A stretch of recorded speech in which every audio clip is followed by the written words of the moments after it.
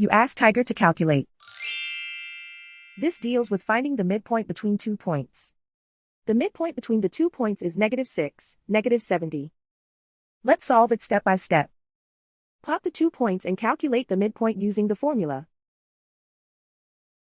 The coordinates of point 1 are, x1 equals 42, y1 equals -99. The coordinates of point 2 are, x2 equals -54, y2 equals -41. PM represents the midpoint of the 2 points.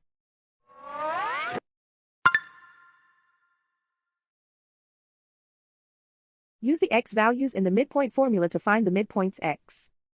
x1 equals 42.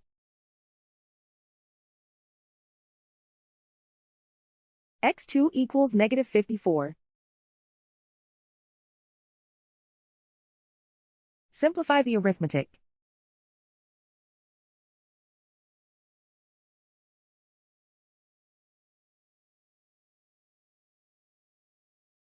Use the y values in the midpoint formula to find the midpoints y. y1 equals -99. y2 equals -41. Simplify the arithmetic.